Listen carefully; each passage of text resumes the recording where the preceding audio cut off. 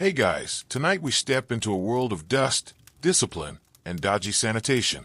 You're not just watching history, you are history. Because tonight, you wake up as a Roman soldier. The year, let's call it 98 AD, just after sunrise somewhere in the outer provinces. You're stationed at the edge of the empire, where the wine is sour, the mornings are colder than betrayal, and the local population would rather catapult rocks at your face than invite you to dinner. You lie on a coarse straw mattress inside a cramped, wooden barracks room shared with 7 other men. It smells like sweat, iron, and something distinctly goat-like, none of which you've ever grown used to. A sudden yell from your centurion snaps you out of a half-dream about fig tarts and women who don't spit when they say Roman. His voice is gravel and fury rolled into one, and if you don't sit up fast enough, he'll personally introduce you to his vine staff, a punishment rod made from actual grapevines, surprisingly unfestive. Outside, the sun hasn't even cleared the horizon. The air bites through your thin tunic, and the floor feels like ice under your calloused feet. You grope around for your hobnailed sandals, still stiff from yesterday's mud. There's no privacy, no pillow, no dignity, just routine. You sit up, pull on your armor with practiced speed, and exchange a few grumbled curses with your bunkmates. One of them snores through the whole ordeal. Nobody knows how he survives.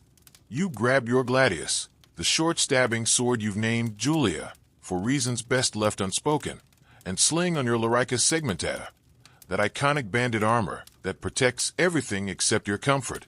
You secure your leather belt, Singula Militaire, whose dangling metal plates clang like a wind chime every time you move. It's technically part of the uniform, but unofficially, it just announces to everyone within a 10-mile radius, "Hey, come stab me."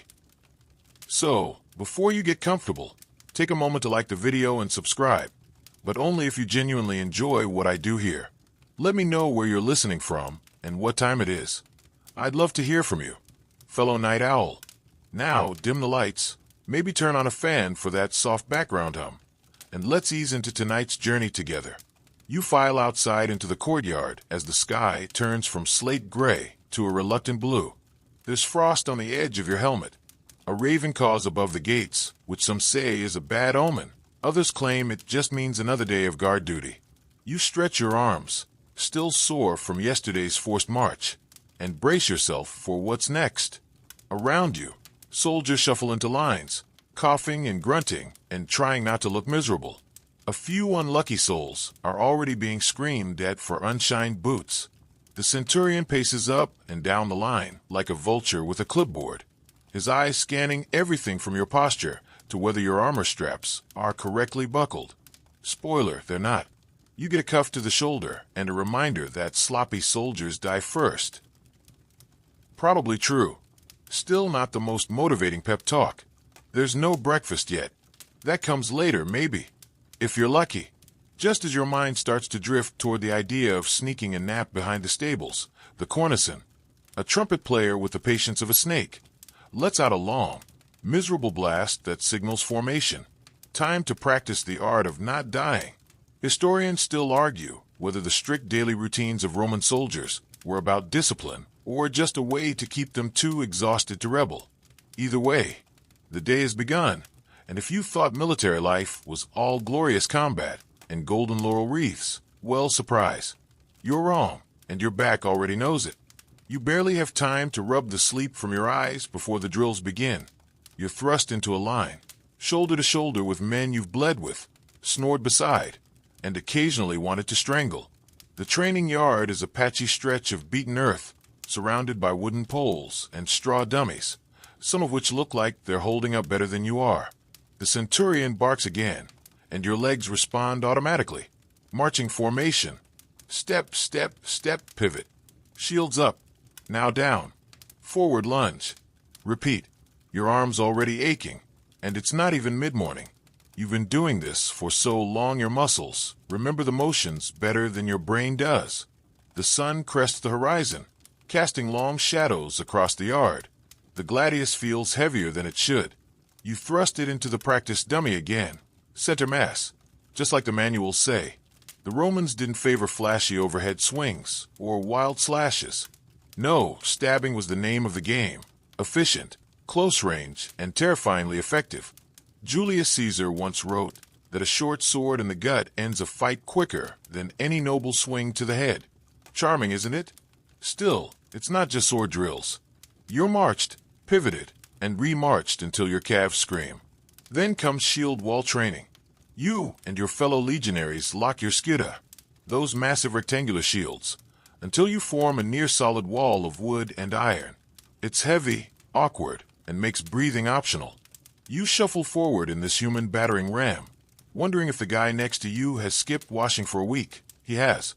While the centurion prowls like a wolf outside the formation, jabbing a vine staff into gaps and weak points. One of your mates sneezes and nearly drops his shield. The centurion is on him in seconds. "What are you going to do? Kill him with snot?" he yells. You stifle a laugh and earn a glare. Better to look bored than amused. Amusement earns push-ups. Everything earns push-ups. Somewhere nearby, you hear the wooden thud of javelins hitting posts. Pile 'em practice. Those long, slightly bendy spears designed to stick into enemy shields and make them useless. A clever design. The tip snaps on impact, so the enemy can't throw it back. Historians still argue whether this feature was purely tactical or a happy accident. Either way, you're glad it's not your job to explain the physics of a breaking spear to a red-faced centurion. Eventually, you're given a moment's rest. You lean on your shield, catching your breath. Your tunic's soaked with sweat. The air smells of dust and old leather. Someone nearby retches, probably from last night's stew. You're too tired to be grossed out. And then, just as your legs begin to forgive you, it's time for formation marching. You groan quietly and hoist your gear again. This isn't about speed. It's about endurance and coordination. You march in lockstep, a living engine of war. If one man stumbles, the whole line falters. Your pack contains a toolkit that would shame a carpenter: shovel, pickaxe, cooking pot, and tent poles. 60 pounds of everything you need to survive, and none of what you actually want. The pack has a nickname, Sarcina, though most soldiers just call it the mule. Every few minutes, the centurion stops the line to criticize spacing or scream about foot placement. You march like a Gallic goose. He roars at someone behind you. You can't tell if it's an insult or just lunchtime commentary. Amid all this misery, you cling to the one unofficial motto of the Roman legions: if you can't win with skill, win with shoes. Those famous hobnailed sandals of yours, they bite into the road, gripping better than most modern boots. And they last, even if your arches don't. As your body adjusts, your mind begins to wander. You recall a story you heard last night about a soldier who allegedly killed 3 Germans using only a cooking ladle. Total nonsense, probably. Still, the image lingers. You wonder if he at least got extra rations. Eventually, after what feels like a week, but was probably 20 minutes, the morning drills wind down. The centurion gives a curt nod, his version of praise, and strides off to berate another cohort. You peel off your helmet and let the sweat evaporate in the crisp air. Your head itches, your legs burn, and you're pretty sure you pulled something in your shoulder. But you didn't pass out, vomit, or cry publicly. So by Roman military standards, you're thriving. You catch your breath as the unit begins to disband, filing toward the mess area for the first real break of the day. You earned it barely. You trudge toward the makeshift dining area with a stomach that's been threatening rebellion since sunrise. The scent of something vaguely edible drifts on the wind. Gruel, probably. Or the famous Roman soldier's breakfast. Stale bread, cheap wine, and maybe a few olives if the quartermaster's feeling generous. But you're not here for the cuisine. You're here because the Empire says so. A thin ladle clunks into your wooden bowl. The gruel is lukewarm and speckled with something that might have once been lentils. Could be pebbles. You don't ask. You just chew carefully and pretend the texture is intentional. Next to you, a grizzled veteran named Marcellus tears into a hunk of hardtack with the ferocity of a lion and the dental hygiene of a bricklayer. He doesn't say much, but when he does, it's usually either hilarious or horrifying, sometimes both. You drink watered wine from a tin cup. It tastes like vinegar with a grudge. The officers get the good stuff, aged Falernian, crisp white cacuban. You get what they rinse the barrels with. But hey, it's technically liquid and technically not poison. Most of the time. While you eat, the mood lightens a bit. This is the one stretch of the day where nobody's yelling or marching or bleeding. You hear the usual camp gossip. Someone swears they saw a Dacian spy near the latrines. Someone else insists the centurion has a pet ferret he dresses in armor. You know it's nonsense, but you nod anyway. The alternative is dwelling on how far from home you are, and how many people out here want you to stop breathing. Gear gets tended to during this lull. You pull out a strip of leather and begin oiling your gladius. It's not glamorous work, but if you let it rust, you'll be fighting with a butter knife. Your helmet gets a quick polish. Your sandals are checked for wear, and you replace a torn strap on your larica. You'd kill for a cobbler and a proper tailor, but you settle for twine and spit. Nearby, someone sings a bawdy song about Cleopatra's assets that probably wouldn't pass a modern HR filter. Another soldier juggles pebbles like he's performing in the forum. A third tries, once again, to teach a chicken how to salute. It's not going well. The quiet is nice, though. Brief. In these few moments, you remember that you're not just a soldier. You're a person. You've got a sister back in Campania who writes every few months, always ending her letters with a line that somehow makes you homesick and furious at the same time. Stay safe, and don't get stabbed. Again. That last again does a lot of heavy lifting. As you patch your gear, you notice your shield, your scutum, has a fresh crack near the bottom. You sigh. That happened during last week's mock skirmish. You lost a bet and ended up facing 3 fresh recruits alone. Turns out enthusiasm beats experience if you're distracted by a bee in your helmet. Historians still argue whether Roman shields were more valuable as weapons or as psychological tools. When a line of scuta advanced in sync, the sheer force of it often broke enemy morale before a single sword was drawn. You've seen it happen. You've also seen your best friend get knocked flat by a rock thrown by a 10-year-old. History is messy. Then comes the part of the morning everyone pretends not to care about. Rumors from command. Word is, your cohort might be rotated to a hot zone up north, near the Danube, or maybe south, where rebels in Numidia are giving the legions trouble, or maybe nowhere at all. The army loves secrets almost as much as it loves punishment. You overhear 2 officers arguing about supply shipments. Apparently, the grain reserves are low, and the next barge is stuck downriver. One of them mutters something about having to stretch the vinegar. You didn't think that was possible, and now you kind of wish you didn't know it was. Suddenly, the Tesserarius, the guy in charge of daily passwords, shuffles by and hands out the day's watchword. It's Mars Victor, which beats last week's Salty Mule. No one's sure who names these, but theories range from religious omens to someone losing a bet with the augur. As the meal ends, you stretch your legs and glance at the horizon. The clouds are thickening. Might rain later, and that means mud. Mud in your armor, mud in your sandals. Mud in places that no human anatomy chart would mention. Still, you rise, sling your gear over your shoulder, and get ready for the next ordeal. There's no such thing as free time for a Roman legionary, only slightly less miserable time. Before you march off, you flick a crumb to a stray dog lingering near the fire pit. He wags his tail. For a second, you remember the pup you had as a kid, before the conscription, before the marching, before all of it. The Empire marches on. So do you. You fall into formation again, this time for inspection. And you know the centurion is in one of those moods, the kind that makes men wish they'd forgotten how to breathe, just to avoid his attention. His vine staff swings in slow, calculated arcs as he stalks past each row. No one dares shift their weight, scratch an itch, or blink too loud. You keep your eyes fixed forward, jaw tight, shield braced to your left. You're sweating again. Not from heat this time, but anticipation. Because no matter how polished your gear is, how perfectly your tunic's tucked, the centurion will find something. It's a universal truth, like taxes, gravity, and bad wine. A young recruit 2 men down has a loose chin strap. The centurion pounces. Are you hoping the enemy will politely wait while you fix that mid-battle? He snaps. The recruit stammers. Wrong move. Now he's doing push-ups in the mud. grunting while the rest of you try not to smile. You fail. The centurion notices. Something funny, Decimus? He growls at a soldier beside you. No, sir. Then why is your face doing comedy? More push-ups. You wisely remain stone-faced. Your reward? A brief grunt of approval and a jab to your breastplate.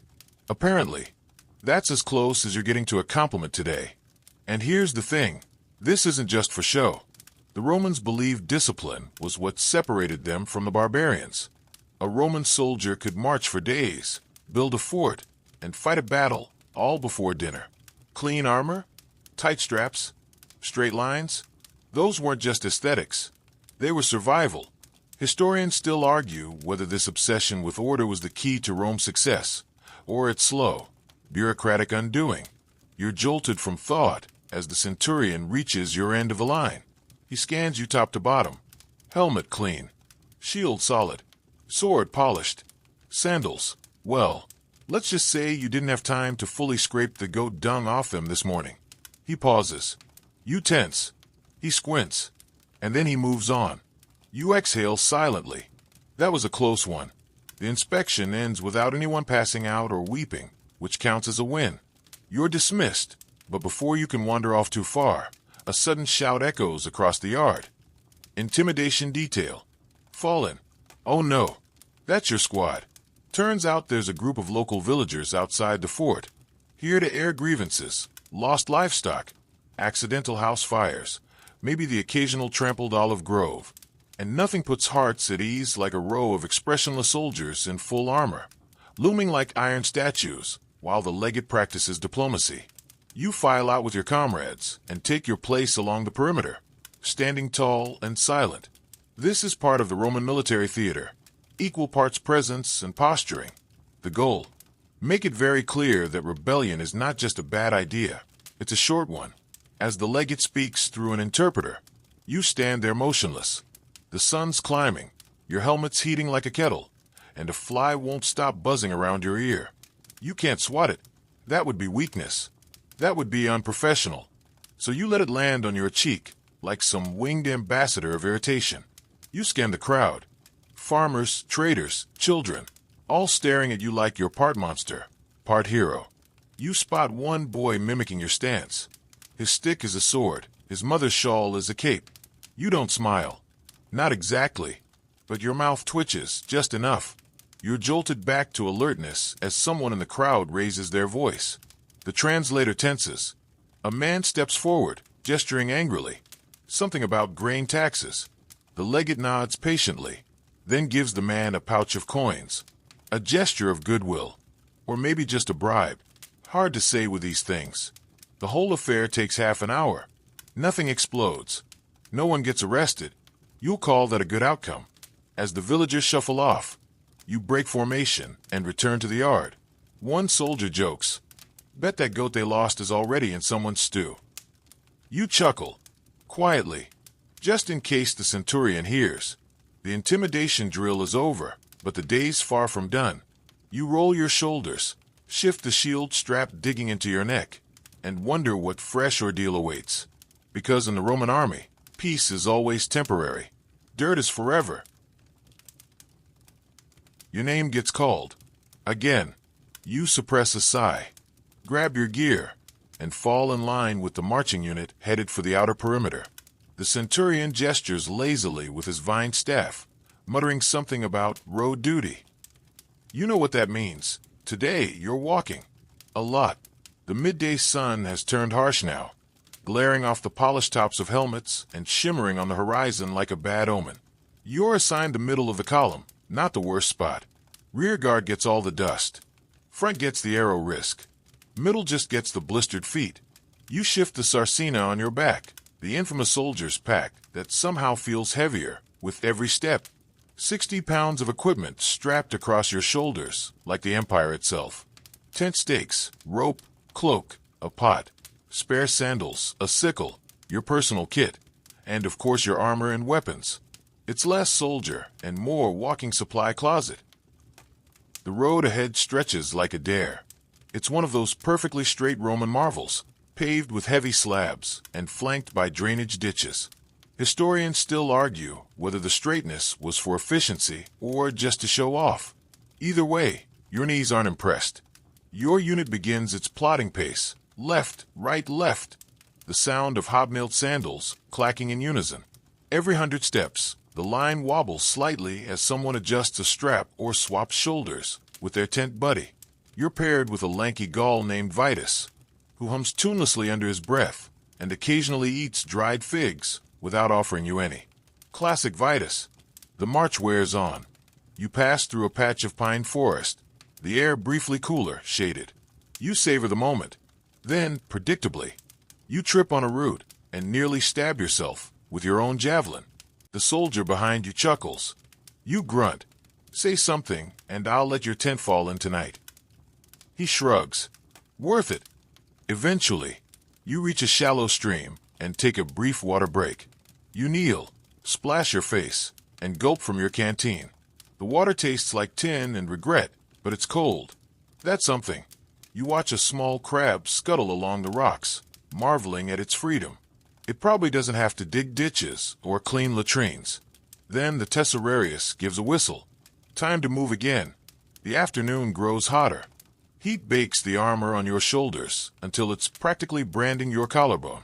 Your sweat mixes with dust, turning your neck into a crusty disaster. A passing bee dives into your helmet before realizing its mistake and bounces out again. For a terrifying second, you thought it was a wasp and that you'd die mid-march, stung to death in front of 30 unimpressed men. Vitus starts talking about retirement. Again. 5 more years, he mutters. Then I buy land, raise goats, marry a widow with strong hands. Same story every March. You mutter back. He shrugs. This time I mean it.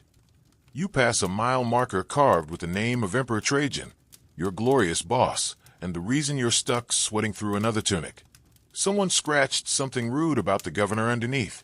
You smirk. The handwriting's awful. Might be Decimus. A group of civilians passes by on foot the opposite direction, merchants and travelers headed toward a distant village. They eye your unit with a mix of awe and fear. You look intimidating, sure, but you also probably smell like pickled leather and swamp. One small girl points at you and whispers something to her father. He whispers back and hurries her along. You wonder what story she'll grow up believing. That Roman soldiers are noble protectors? Ruthless enforcers? Or just really tired men in metal shirts? Late in the day, you cross paths with another cohort returning from their own patrol. They look like they fought a mudslide and lost. Their scuta are splintered. One man limps on a makeshift crutch, and a pack mule follows behind with a broken wheel cart trailing half a barrel of olives. Run into trouble, someone calls. The limping soldier lifts a hand. Don't ask. Don't look. Don't step at anything. That does not inspire confidence. Eventually, as the sun begins to dip toward the hills, your unit reaches the day's objective, a rise overlooking a rocky ridge. The optio points to a low patch of weeds. There, defensive position. You blink. That's not even a ditch. Then dig one. And so, before food, before water, before sleep, you dig. You all do. Because no Roman soldier ends the day above ground if he can help it. Fort first, then life. The soil is packed hard, but you don't complain. You just drive your spade into the earth and start carving the empire's security one miserable chunk at a time. The digging ends just in time for trouble. You're hauling the last chunk of dirt from the trench, back aching, tunic damp with sweat and grime, when the speculators, the scouts, come sprinting down from the ridge, eyes wide, faces pale. One of them is waving frantically, not the cheerful kind of wave, the everyone get ready to die kind. Movement in the tree line, one of them gasps. A dozen men, maybe more. There's no trumpet, no time. You grab your scutum and gladius, heart thudding like a war drum. Around you, the cohort springs into motion like a poked wasp nest. Shields rise. Orders shout. You fall into the familiar rhythm of the testudo, the tortoise formation. Shields locked forward and overhead. Not elegant, but terrifyingly effective. You could march this way through a storm of arrows and only lose your eyebrows. The forest seems to shift. For a few long seconds, nothing moves, just leaves rustling and your own heartbeat in your ears. Then a whistle slices the air. A spear flashes. Someone yells. And just like that, it begins. A sudden skirmish, not full-scale battle, but fierce, fast, and messy. The kind of chaos no textbook describes well. The local tribes know these lands like their own skin. They don't wear uniforms. They don't line up politely. They swarm. From behind trees, from gullies, from every cursed bush they could crouch behind. Their weapons are crude but effective. Stone axes, rusted swords, even sharpened sticks. But don't laugh. They aim for joints and throats. You fight as you were trained. One stab, one step, shield up. It's mechanical. It has to be. You don't even process the face of the man lunging at you. You just parry and return the favor. Your gladius sliding under his ribs. You don't watch him fall. You're already turning. To your left, Vitus is locked in a clumsy dance with a wild-haired man wielding a club. He's trying to knock my helmet off. Vitus grunts. It just got cleaned. You lunge in and jab, and the clubman goes down with a grunt. Vitus nods. Thanks. You're invited to my goat farm after all. Behind you, someone screams. You spin. One of the younger recruits, Publius, maybe, is on the ground, shield knocked away. Before you can reach him, Decimus barrels in with his own gladius and drops the attacker like a sack of wet grain. The young recruit scrambles up, eyes wide. Keep your shield with you, Decimus growls. That's what it's for. It lasts maybe 10 minutes. 10 ugly, frantic, bloody minutes. Then the attackers melt back into the woods like smoke. A few arrows whistle from the trees, mostly to cover their retreat. You stand panting, sword dripping, legs shaking. Around you, men groan, curse, count limbs. The centurion stalks up and down, checking for breathing and bleeding. Hold the perimeter, he barks. No pursuit. We're not dying in a ravine today. A wise call. Also a merciful one. The Medici are already moving through the ranks, applying vinegar-soaked bandages and prayers. You get a long scratch across your thigh looked at. It stings like betrayal, but the medic slaps a cloth on it and tells you to walk it off. You sink down beside a rock, finally allowing your arms to droop. Your hands are shaking. You stare at the tip of your gladius, a dark smear running down the metal. You wipe it clean without thinking. Nearby, someone pukes. Another man mutters a prayer to Mars. One tries to make a joke and gets shushed. It's not the time yet. A fringe detail of Roman combat? The smell. No one tells you how much a battle stinks. Sweat, blood, churned dirt, and something uncomfortably close to panic. And then, once it's over, a new odor, burning. You glance up to see a fire smoldering from a tree-lined flare-up. Just a bush, probably, but it still crackles with menace. Historians still argue whether these tribal attacks were coordinated rebellions or just desperate survival tactics. Either way, they're deadly, and they never feel small in the moment. No matter how many you survive, each one strips away something. Someone starts singing softly, an old camp tune about an eagle flying home. It's off-key, but calming in a strange, fragile way. You let the sound settle over you like a warm blanket. Then the order comes: reform, regroup, rebuild. Dinner will come late. Maybe not at all. You close your eyes for just a second. You open them to another round of orders and another march. Because the Empire doesn't care if you're tired. You march back to camp in the bruised purple light of early evening. Every step heavier than the last. The skirmish has left its signature on the column. Bloodied tunics, ripped cloaks, limping legs, and eyes that won't quite focus. No one talks much. Even Vitus, who once narrated an entire bowel movement like it was a war story, stays quiet. As you enter the camp perimeter, you catch the scent of burning pitch. The sentries have lit the perimeter torches and are sharpening their pila just a little more aggressively than usual. Everyone's on edge now. It only takes one ambush to remind you how thin the line between order and chaos really is.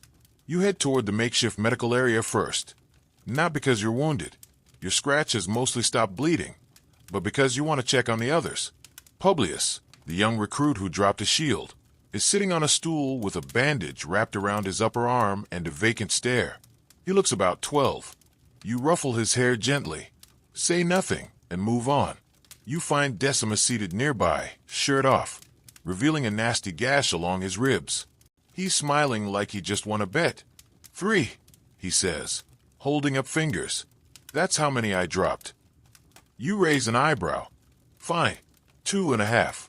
One tripped over a stump and landed on my sword. You chuckle and shake your head, then help him lace up his armor again. The medics move around you with pots of vinegar, honey, and various herbs. A surprising amount of Roman medicine involves very casual applications of wine to open wounds. You're not sure if it's for antiseptic purposes or just to make everything hurt less. Nearby, one of the medics grumbles about running low on bandages. Again, he mutters, holding up a blood-soaked rag. We should start using tunics. At least they're plentiful. Once you've checked in, it's back to your post. No rest yet. First, there's the matter of cleaning up. You head toward the equipment rack and start scrubbing your gladius with sand and oil. The trick is to do it fast, before the blood dries and becomes part of the blade's personality. A neglected weapon in Rome isn't just disrespectful. It's asking for a lecture from a centurion, so long it could qualify as a minor tragedy. You clean your shield, too, taking time to inspect the crack near its bottom edge. The same one you noticed yesterday. It's a little worse now. You make a mental note to request a new one, then promptly forget. You've made that same note for 6 months. The Optio walks past, eyes scanning, taking mental inventory of who's still functional. Camp inspection at dusk, he mutters. Make it look like we meant to win today. That means it's time for another round of trench maintenance, tent checks, and firewood prep. Even after combat, the day isn't done. A Roman soldier fights, bleeds, and then builds a fence. You grab a spade and get to work reshaping the ditch perimeter. It's backbreaking labor, and half the time it feels pointless, but deep down, you know better. The ditch isn't just a hole in the ground. It's your blanket, your barrier, your best chance at sleeping through the night without someone stabbing you for your boots. As you dig, you hear one of the veterans humming a song under his breath, something old and off-key, probably Etruscan. No one really knows the words anymore. It's more rhythm than melody now, passed from mouth to mouth like a keepsake. A fringe detail you'd never have expected? Roman soldiers had a thing for mascots. Not official ones, but unofficial camp animals, dogs, goats, even a monkey in one unit, if the rumors are true. Your cohort has a 3-legged dog named Minerva. She wanders past now, tail wagging, wearing a crudely sewn cloak that someone insists makes her look official. She sniffs your leg, then pees on the corner of your tent. You nod solemnly. Blessings from the gods. You whisper. You collapse onto a log for a moment of quiet. You're not supposed to sit until all duties are done, but you figure killing 2 people and not dying earns you a brief reprieve. The sky overhead is turning gold, the light catching the tops of the watchtowers and setting them ablaze with color.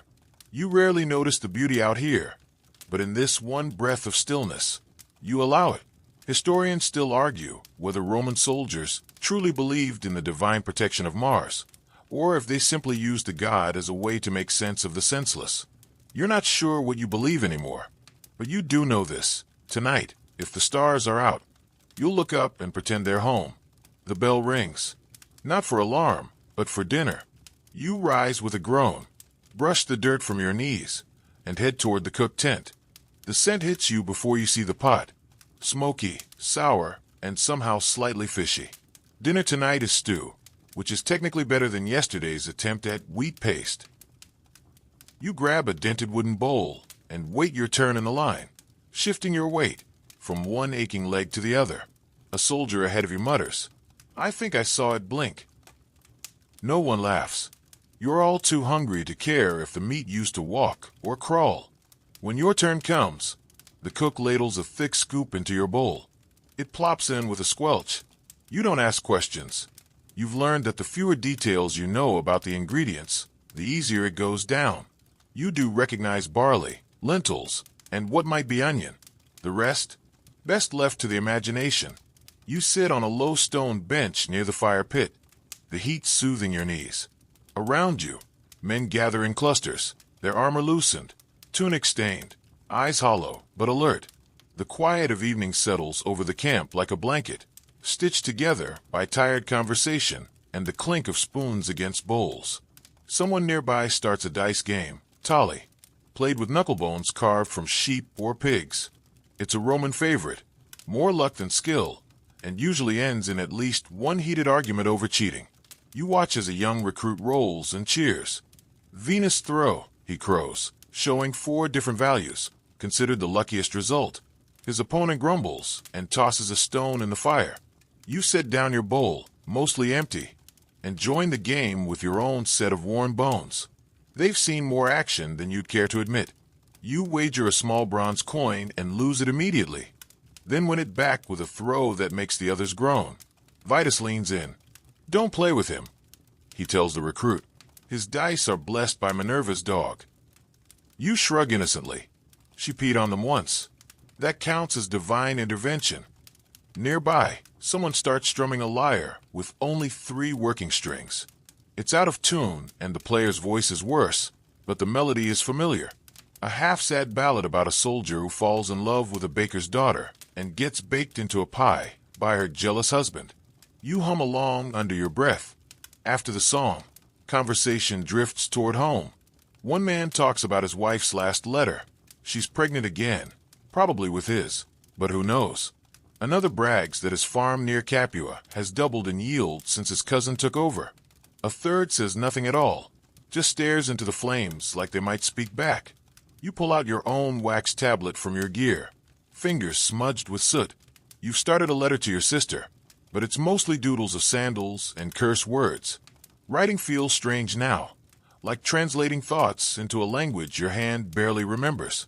You jot a few lines anyway. Still alive, still tired, still hate stew. She'll understand. A quirky little fact. Some Roman soldiers carried tiny charms for luck, phallic amulets, carved ivory fists, even teeth from long-dead relatives. You've got a tiny bronze acorn given to you by your grandfather, tucked inside a leather pouch at your waist. It's dented and ugly and probably worthless, but you never march without it. Across the fire, a debate begins again about whether cavalry or infantry gets more glory. Someone insists that cavalrymen are pampered and always smell nice. That's because they ride. Someone else says their legs aren't melting into their sandals. Another chimes in. Historians still argue whether the mounted auxiliaries were even considered equals. Some say they were just mobile spearmen with better grooming. You glance toward the sky, where the stars are beginning to pierce through the dusky blue. You spot a faint flicker and wonder if it's a star, or the outer torch line catching fire again. Could go either way. Suddenly, a loud crash from the other side of camp. Everyone freezes. A soldier bursts into the firelight, holding up a bent pot and grinning. Just dropped my stew. Grumbles and half-hearted insults fly at him, but no one's truly angry. You've all been spooked enough for one day. With bellies somewhat full and dice games winding down, soldiers begin heading to their tents. You linger a little longer, watching the flames dance and flicker, listening to the quiet rhythm of boots, laughter, and a distant owl that somehow sounds judgmental. Finally, you rise and stretch, every joint creaking like an ancient siege tower. It's time to get what little rest the night will allow, assuming no one sets anything on fire, forgets their watch shift, or decides to practice sword forms in their sleep again. Spoiler, one of those will happen. You duck into your tent just as a breeze stirs the canvas, carrying the scent of wood smoke and sweat. It's not exactly luxurious. 2 poles, some ropes, and a tarp, designed more for packing than for comfort. For men to a tent, tight enough that if someone rolls over, someone else wakes up feeling violated. You settle into your corner, using your rolled-up cloak as a pillow. Your gladius is within reach. Always. You never sleep far from it. Not after that one night in Germania, when a drunk auxiliary mistook the latrine ditch for his bed, and nearly dragged 3 of you in with him. Vitus stumbles in next, dropping his sandals with a grunt. My feet have filed a formal complaint with Jupiter, he mutters, massaging his arches. I heard they already transferred to the cavalry, you reply. He snorts and lies down, already half asleep. The others follow soon after, and within minutes, the tent fills with the ambient music of 4 tired soldiers breathing, snoring, and occasionally muttering in their dreams. One of them farts. The others pretend not to notice. Sleep doesn't come quickly for you. Not tonight.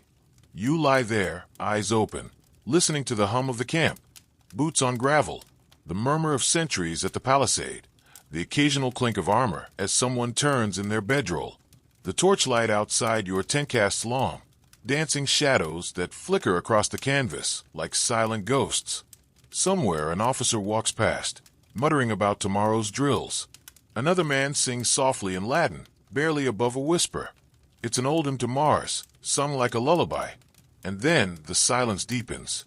You close your eyes again and think of home, of the sea near Ostia, where you once skipped stones, of your mother's kitchen, where bread always smelled like warmth, of the temple steps where you and your sister would dare each other to touch the statues' noses, of the time you ate too many figs and threw up behind the granary.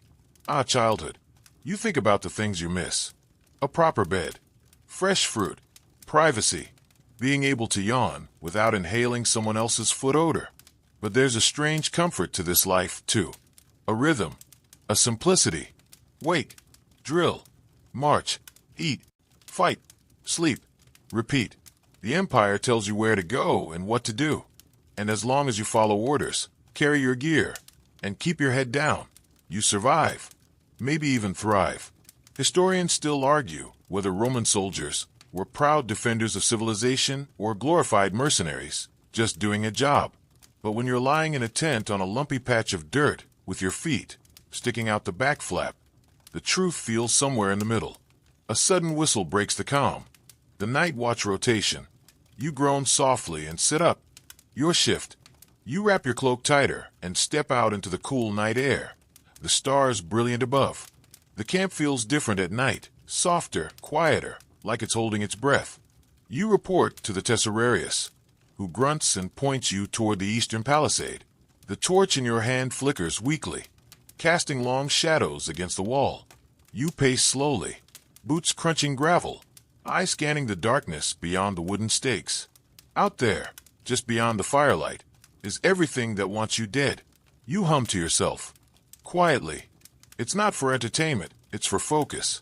Your mind wants to drift, to imagine wild boars or enemy scouts lurking in the bushes. The humming keeps those thoughts at bay. Midway through your shift, a fox darts across the road. You freeze, heart in your throat, before realizing what it is. You exhale. Jumpy, aren't we? You mutter to no one. Another hour passes. Then relief comes. You nod to the next man, hand him the torch, and trudge back to your tent. Everyone's asleep. You slip in as quietly as possible, lie down, and finally let your body go slack. You dream almost immediately. Of home, of war, of marching, always marching. You wake before dawn, not because anyone woke you, but because your body has learned that sleeping past sunrise in the Roman army is more dangerous than battle. You stretch under the low canvas roof, joints cracking, cloak damp from your own breath. Outside, the camp is still quiet, just the soft clatter of early risers and the distant bark of Minerva, your three-legged good luck charm of a dog. Vitus is still asleep, snoring softly with his face mashed into his arm. You consider waking him by tapping his forehead with the flat of your gladius, but instead, you nudge him with your knee. He groans. Dead, you ask. Close, he replies. Woke up twice, once from a dream about drowning, once because Publius said mom in his sleep. You smirk and begin gearing up. Armor, sword, belt, cloak. You strap on your caligae, those infamous Roman sandals, with hobnailed soles tough enough to crush bones or slice up the unwary. One of yours has a loose strap. You tie it tighter and mutter something blasphemous under your breath. The gods don't answer. Once outside, you make your way to the early muster line. Dawn is just a suggestion on the horizon. The sky a watery gray streaked with hints of pink. Your breath fogs a little, and the air carries the crisp bite of dew settling over the land. The centurion arrives a few moments later, yawning without shame. He doesn't lecture today, which is either a blessing or a sign he's planning something worse later. He does, however, hand out assignments. Yours is latrine duty. You stare at the small wooden marker with your name scrawled beside a crudely drawn pile. Really? You whisper. Think of it as a chance to reflect, says the Optio, slapping your back with a little too much joy. Latrine duty is what it sounds like. Inspecting, cleaning, maintaining the trench toilets at the edge of camp. It's a dirty job, and also, ironically, a place where Roman engineering truly shines. The latrines are basic but functional. A trench with a wooden plank to sit on, and a water trough flowing underneath. Some are even roofed. You grab a long-handled scoop, a bucket, and a jar of vinegar. You don't ask why vinegar is part of this. You just do as you're told, and try not to breathe too deeply. The smell is memorable, like fermented regret. You work in silence for a while. Try not to splash your sandals. One soldier passes by and offers a sympathetic nod. At least no one's shooting at you.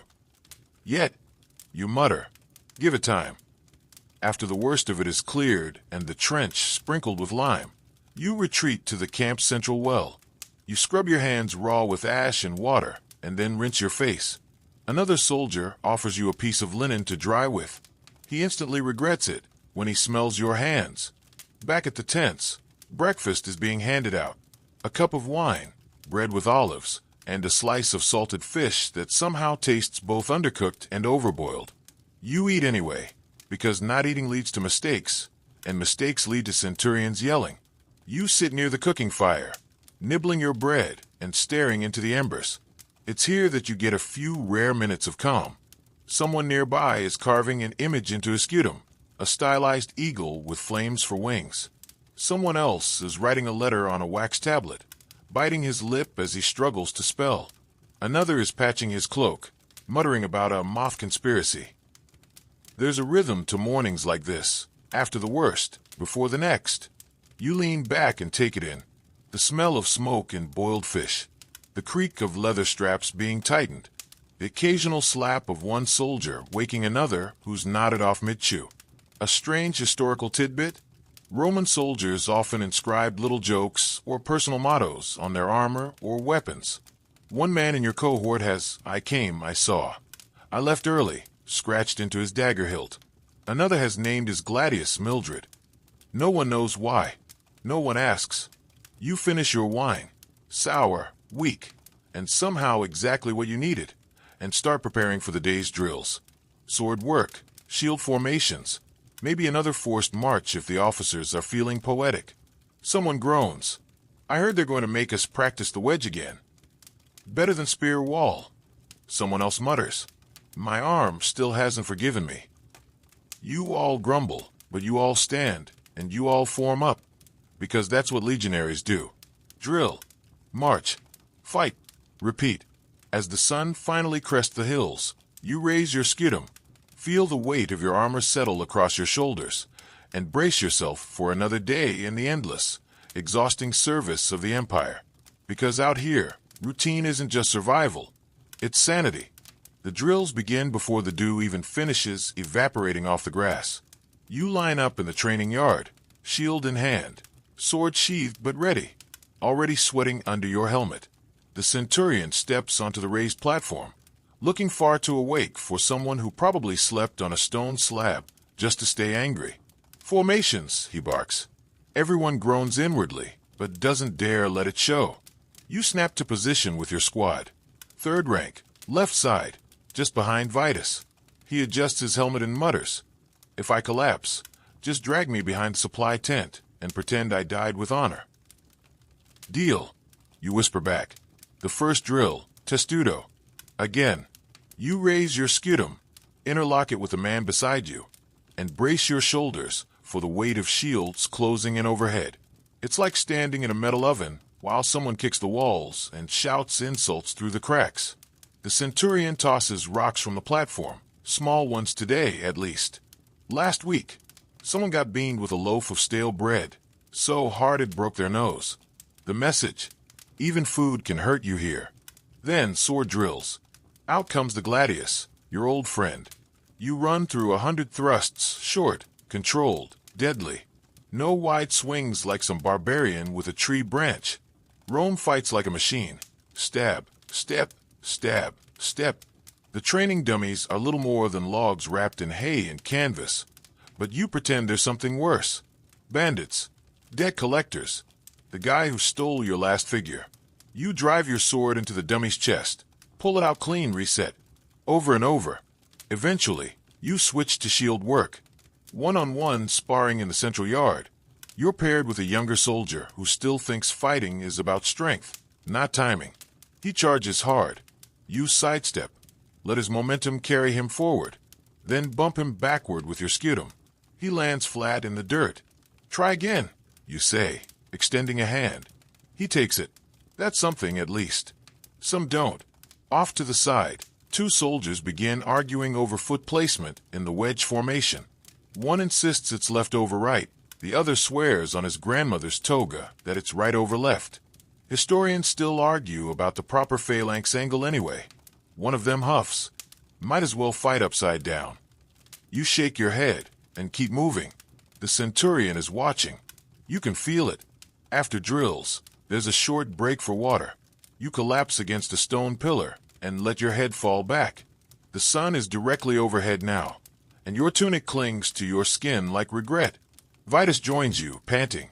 I'm officially renouncing war and becoming a fishmonger. You hate fish. I hate this more. You chuckle and sip from your canteen. The water is warm and vaguely metallic, but it beats dying of thirst. Nearby, the Tesserarius is organizing a small training group. New recruits practicing javelin throws. One misses the target entirely and spears a supply barrel. Oil begins to leak slowly into the sand. That's coming out of someone's pay. You mutter. A quirky fact. Roman javelins, or pila, were designed to bend on impact. That way, enemies couldn't throw them back. Clever, right? Unless you trip while carrying one and impaled your own boot, which has happened. Once the break ends, the drills resume. This time, it's mock combat with blunt blades and padded shields. No armor, just bruises and pride. You face off against Decimus, who's grinning like a man with nothing to lose. Try not to cry this time, he says. Only if you promise not to whimper. The bout is fast and messy. Dust flies, wood cracks. Someone's shin meets someone else's knee with a noise no one likes. You end up on top, shield pressed to his chest, sword at his throat. I yield, he coughs. Say it louder, you tease. He flips you off. The centurion claps. Not for you. He's just smashing a mosquito on his leg. Still, you'll take it as praise. By the end of the drills, you feel like your arms have been replaced with wet cloth. Your shoulders ache, your calves burn, and your hands are blistered in places you didn't know had skin. And yet you survived. Again, back at the tent, you strip off your training tunic, wring it out, and lie on your back in the dirt, staring up at the sky. Good drill, someone says nearby. Better than being stabbed, someone else replies. You close your eyes, just for a second. You're pulled from your post-drill days by a bugle call so shrill it could wake the dead, or at least a legionnaire who really doesn't want to move. You groan, sit up, and rub your eyes. The sky's deepening into afternoon, casting long golden rays across the tents and armor racks. The centurion calls for unit inspection. You sigh. Of course he does. You and Vitus scramble to tidy up, folding your cloaks, aligning your gear, brushing sand from your tunics. Your gladius gets a fresh wipe with your least dirty rag, and you buff the boss on your scutum with your own elbow. It shines, briefly, before dust resettles out of pure spite. The centurion paces the line, hands behind his back, face carved from volcanic stone. He stops in front of you, lifts your shield slightly, and sniffs. Why? Unknown. Then he moves on. You don't breathe again until he's at the far end of the row, yelling at someone for a dented helmet that looks like it lost a fight with a chariot. After the inspection, your cohort is granted a rare and beautiful thing. Free time. You blink. No drills. No ditches. No suddenly invented tasks like sort the pebbles or sweep the grass. It feels like you've won the civic lottery. You don't waste it. No one does. You head toward the informal market zone. A few crates, a blanket or two, and some opportunistic vendors who follow the legions like flies to honey. One's selling dried dates. Another's got a batch of bronze rings he claims were blessed by Mercury himself. You suspect he's lying, but it's a convincing lie. And sometimes that's enough. You trade a dull coin for a chunk of cheese, a bit of wax for sealing letters, and a stub of charcoal for drawing. Why? Because drawing's the one thing that makes you forget your back hurts. You find a shady spot against the outer palisade, sit down, and start sketching the camp dog, Minerva, sniffing a sandal like it might be a new god. Vitus joins you, chewing on a fig, watching over your shoulder. That doesn't look like her. It's interpretive, you say. Looks more like the centurion. Now that's offensive. A few feet away, two soldiers argue over philosophy, one quoting Seneca, the other insisting Seneca never carried 60 pounds uphill in sandals. Another pair play knucklebones. One is cheating. Both know it. Neither cares. You pass by a soldier giving tattoos, with a blunt needle and some ash ink. The design of the day, a boar's head with crossed gladii. The recipient winces, but doesn't flinch. Respect. You wander toward the camp chapel. Really just a small tent with a carved altar and a few oil lamps. Inside, a soldier kneels before a tiny statue of Mars, whispering something into the flame. Probably not a prayer. Probably a deal. You leave a fig near the altar, not because you're devout, but because figs are expensive and you figure the gods deserve a treat now and then. On your way back to the tents, you stop by the letter writer's corner. A literate veteran named Lucanus offers to help you finish your tablet. For a piece of cheese, he rewrites your scrawled mess into elegant, flowing script. Still breathing. Feet hurt. Killed a man who tried to stab me with a shovel. Miss the sea. Miss home. Miss being clean. He nods. It's poetic. I was going for truthful. Later, as the sun begins to dip, there's a small wrestling match near the well. Two shirtless soldiers, one lean, one massive, grappling in the dirt while a crowd hollers like it's the Circus Maximus. You cheer, mostly because it feels good to yell something that isn't incoming. The big guy wins, obviously, but the little guy earns respect for lasting almost 3 whole minutes. As the sky goes gold and violet, someone starts playing a tibia, a double-pipe flute that always sounds like a duck with ambitions. Still, it's music. Sort of. You hum along as you lie back against your pack.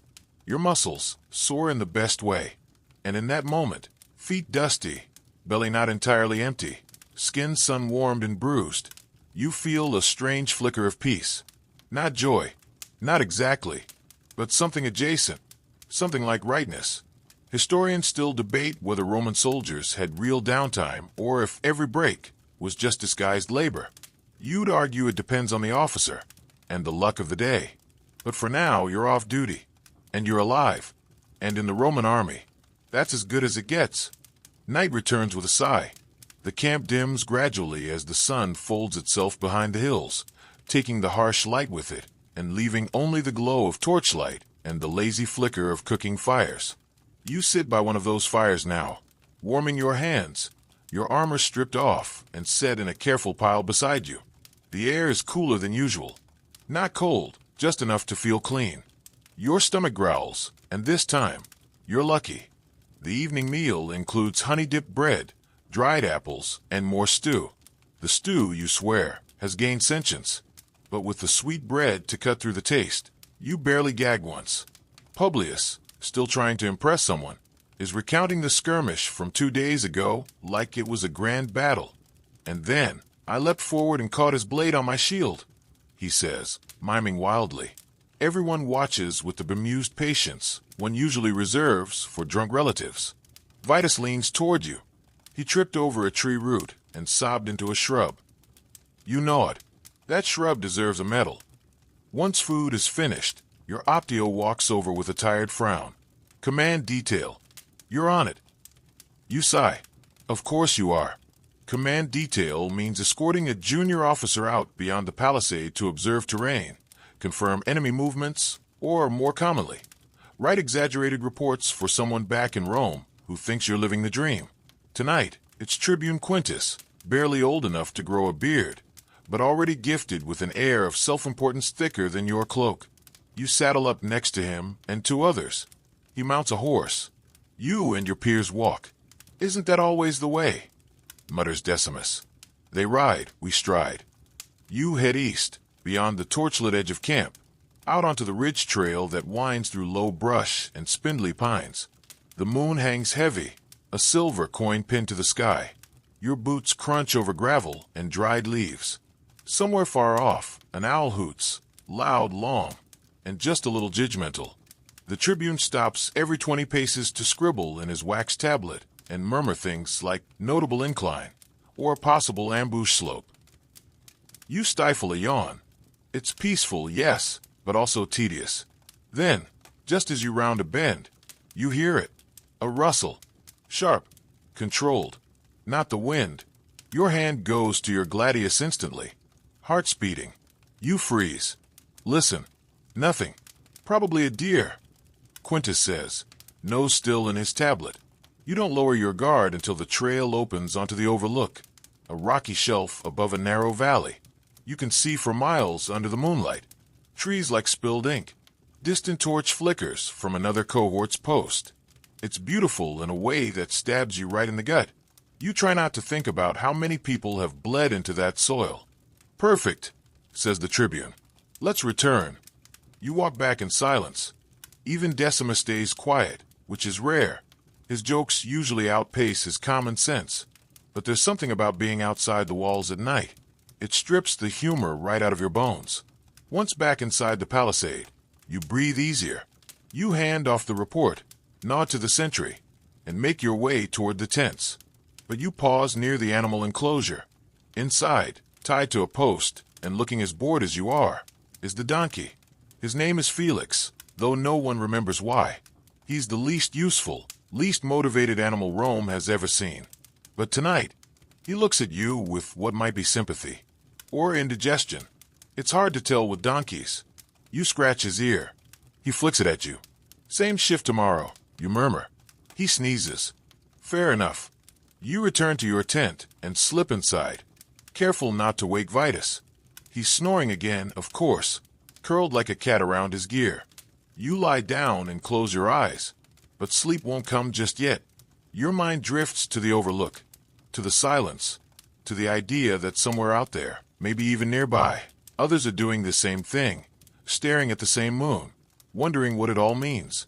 Historians still argue whether Roman soldiers felt loyal to the Republic, the Empire, or just each other.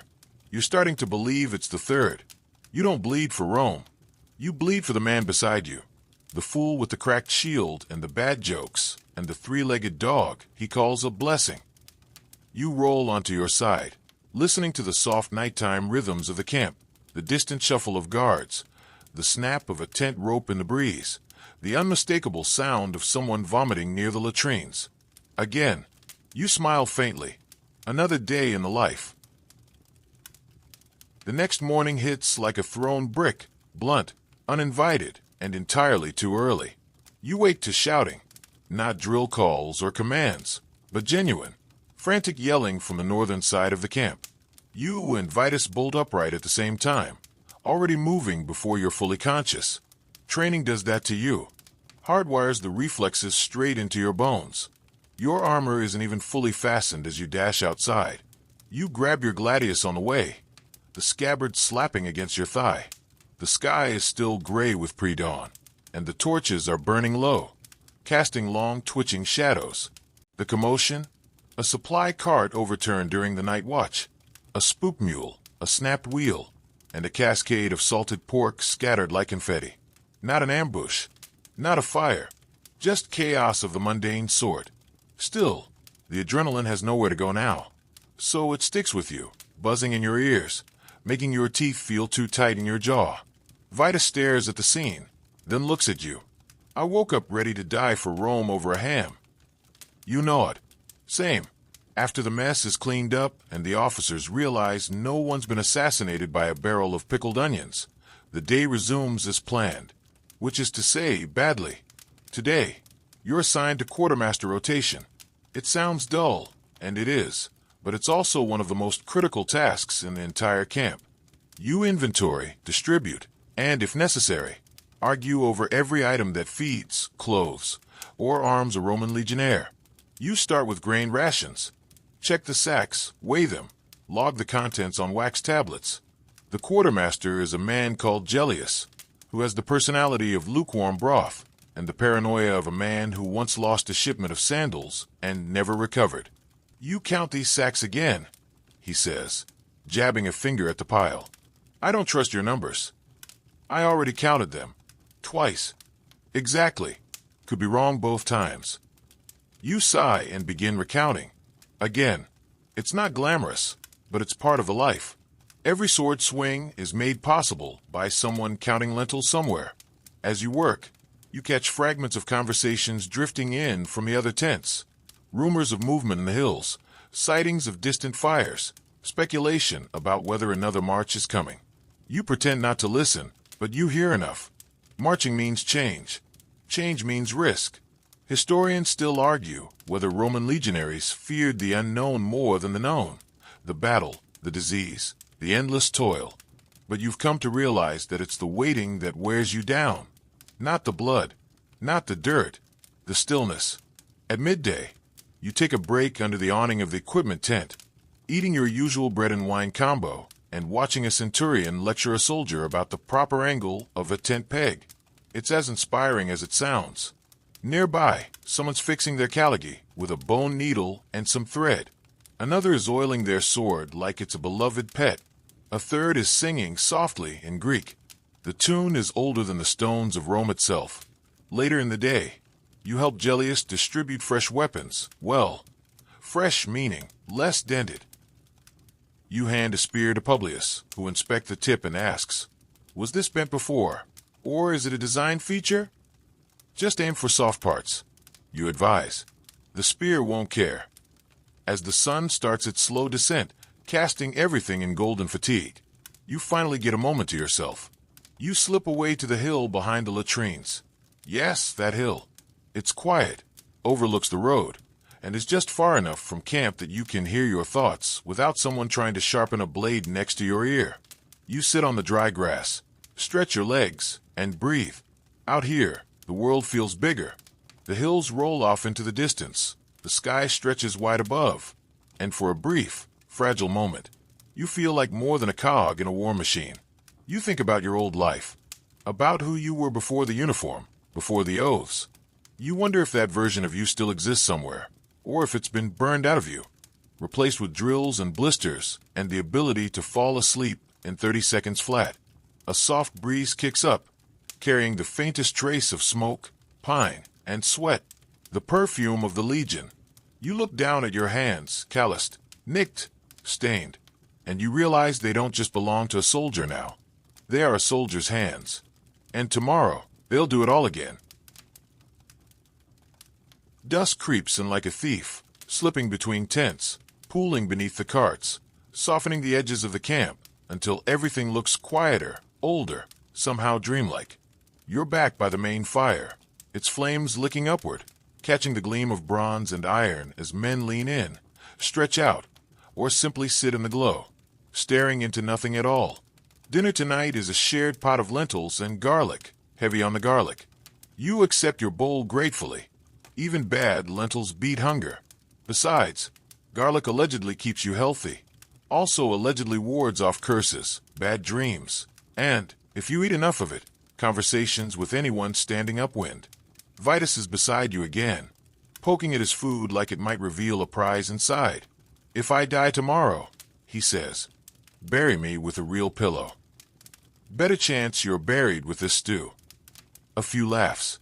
It's the kind of soft, worn humor that comes from knowing the next day might very well be worse, and still doing it anyway. After eating, a few soldiers gather near the chapel tent for a simple ritual. A small offering is made to Mars, to Fortuna, to any god who might have their ears open tonight. You don't always go, but tonight you drift closer and watch. There's something calming in the rhythm of the prayer, the flicker of the oil lamps, the clink of coins being dropped into the clay bowl. A soldier nearby is rubbing a bronze pendant between his fingers, an old coin, worn smooth by years of touch, a charm. You realize you're holding your own, without thinking. The dented little acorn your grandfather gave you. You squeeze it once and let it go. Later, you're assigned final watch. The deep night shift. Not the most thrilling way to end a day, but not the worst either. You make your round slowly, torch in hand, boots silent on the packed dirt paths between rows of tents. The air is cool and smells faintly of ash and leather. The camp feels like it's exhaling. No shouting, no marching, no clang of sword against shield, just the low chorus of men asleep and the wind brushing across the canvas.